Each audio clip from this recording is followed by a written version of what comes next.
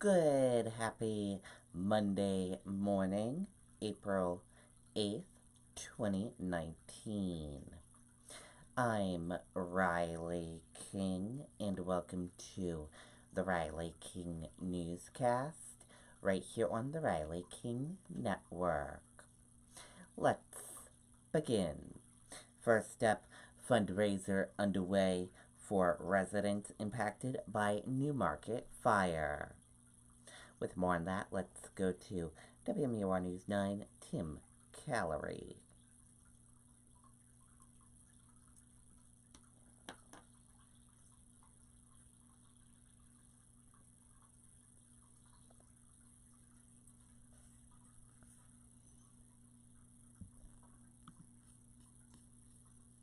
Hi, I'm Wayne Gregoire. And I'm Logan Gregoire. Country Camper is family owned and operated. Ms. Hutchinson and her two daughters lived in one of 4 units that were damaged by Friday's fire at the Great Hill Terrace complex in Newmarket. There was just complete panic. Liz was at home with one of her daughters when they say they heard and felt what appeared to be an explosion. And next thing you know, we hear the fire alarms going off. Like, we hear beep, beep, beep, fire, fire, fire. And then there were a couple of men rushing into my house, running up the stairs to get us and saying, "It's bad, get out, get out." Liz says within minutes, the building went up in flames. I saw it down on the first level. By the time I made it across the street, it was up on top of the roof. The family lost everything. Right now, a GoFundMe page has been set up to help them get back on their feet. It's incredible what we're receiving and the help that we're getting. I have like people all around me, physically all around me, helping us. 3 other families are in a similar situation. These are 4 really great families. Pastor Patty Marsden of the Newmarket Community Church is collecting clothing and other items. But right now, she says what's really needed is housing. We're looking for apartments in town, so all of these families have children that want to stay at Newmarket School System. So we're looking for apartments and we're looking for financial contributions. And now we have more information on our website about how you can help out these families. Now, as for the cause of this fire, it is still under investigation. Reporting in Newmarket, I'm Tim Callery, WMUR News. Okay, and there you go on that video and that report.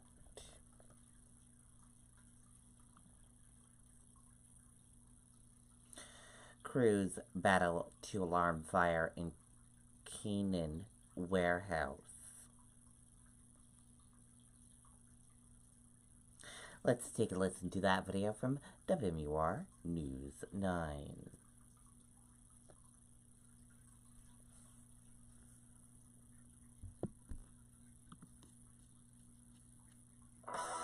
Hi, I'm Wayne Gregoire. And I'm Logan Gregoire. Country Camper is family owned and operated. And we have... Right now, fire crews are still on the scene of this warehouse fire in Canaan. The fire on May Street has been contained, but firefighters are now in the overhaul process, searching for hot spots. No one was inside when that fire broke out, and the cause is still under investigation tonight. Okay, and there you go on that video and that report.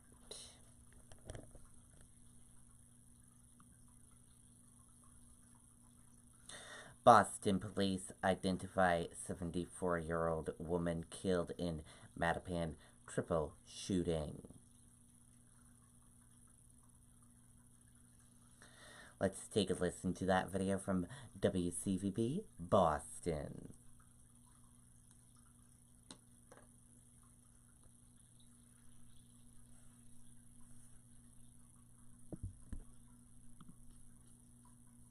GMI Asphalt is currently accepting job applications to join our team. We have an aggressive pay scale. Health insurance benefits. Both men and women are urged to contact the office of GMI Asphalt or visit us on the web at gmiasphalt.com. She's wonderful. She's one of the best ladies that you'll want to meet. Tonight, grief in Mattapan over the senseless murder of 74-year-old Eleanor Maloney, who was on the sidewalk outside her house on Mattapan Street when she was hit by a stray bullet Saturday afternoon during an apparent shootout between suspects. Maloney was a mother and grandmother, originally from Barbados, and a recent retiree from Boston Medical Center. She had worked at the hospital for 40 years as a tech in the OR. This 40 years, when we was in the OR, we sit down, we used to hug each other. You know, she's like a mother to me. I'm going to miss her dearly. She was really someone that you could talk to, always had a helping hand, nice, sweet lady. Today, a man left flowers near the spot on the sidewalk where Eleanor was shot. Mayor Marty Walsh is calling for the shooter to come forward and take responsibility after taking an innocent life. When you have a situation where an elderly woman gets killed in front of her house, enough's enough. Enough's enough. I'm not going to make apologies for people anymore. You have to step up and take responsibility for your life. I'm just frustrated right now. I miss my friend. Eleanor Maloney was one of 3 people shot here yesterday. 2 men suffered non-life-threatening gunshot wounds. Reporting live tonight, Todd Kiskiewicz, WCVB News Center 5.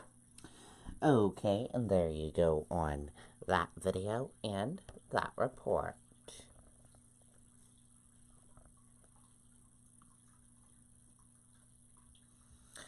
Man suffers serious injuries in Sandown ATV crash.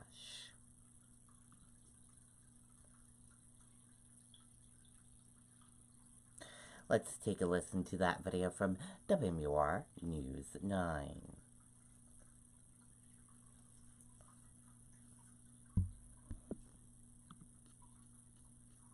Hi, I'm Lane Gregware. And I'm Logan Gregware. Country Camper is family owned and operated, and we... Man is seriously hurt after crashing his ATV in Sandown. It happened this morning on a recreational trail. Fish and Game says the Massachusetts man was thrown from the ATV after hitting a gate.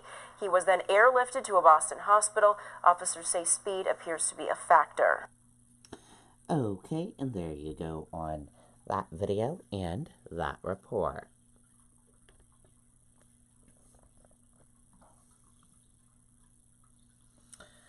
More Murray's family thanks law enforcement homeowners after search that yielded no evidence. Let's take a listen to this video from WMUR News 9.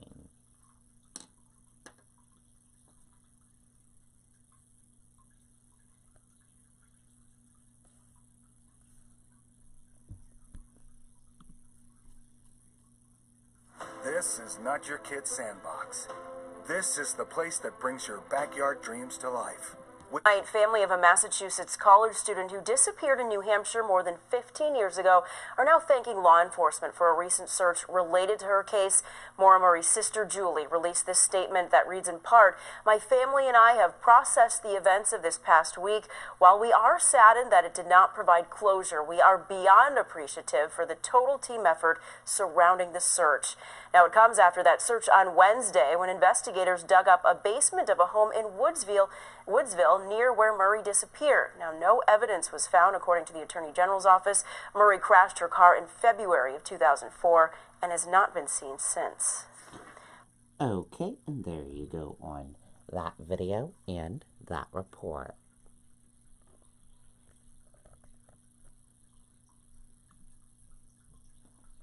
Police find body of missing Massachusetts college student.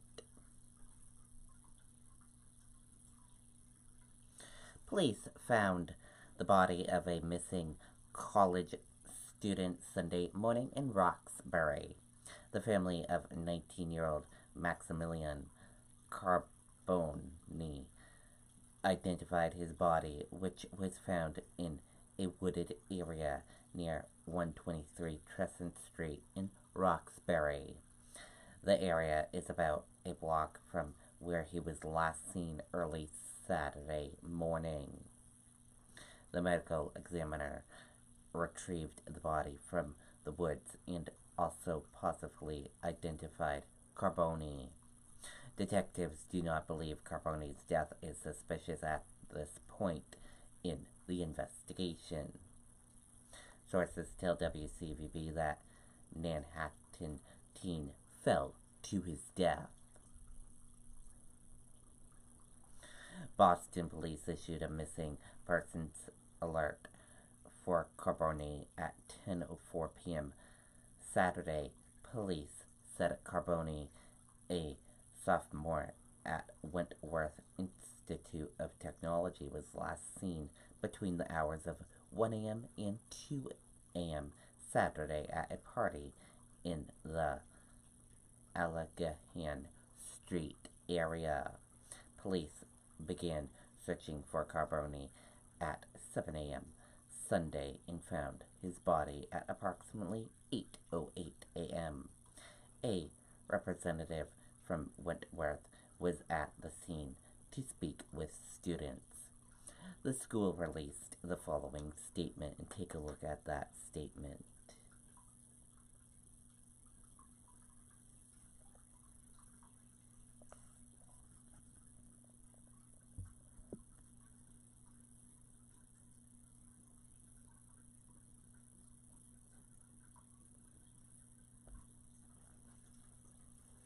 And there you go on that statement.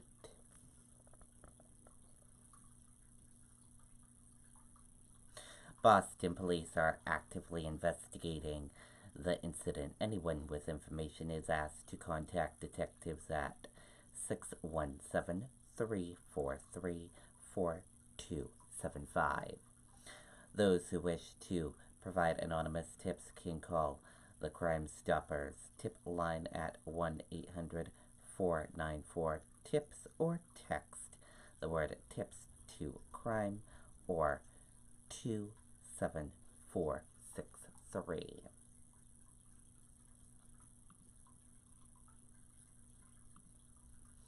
Dow features lower mood turns cautious ahead of earnings season.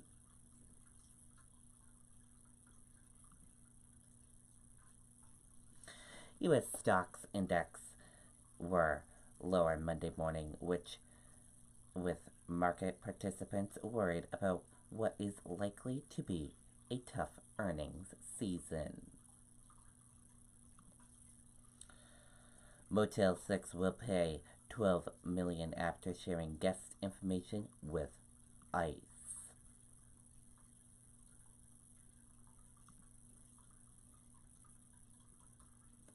Let's take a listen to this video from ABC News. Yes! Xfinity lets you search Netflix, Prime Video, and YouTube with the sound of your voice. Xfinity, the future of awesome.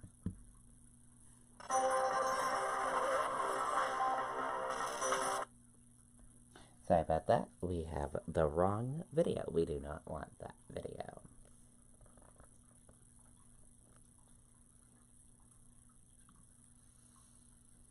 Motel 6 has agreed to pay $12 million to settle a lawsuit that was accused several Washington state locations of sharing personal guest information with U.S.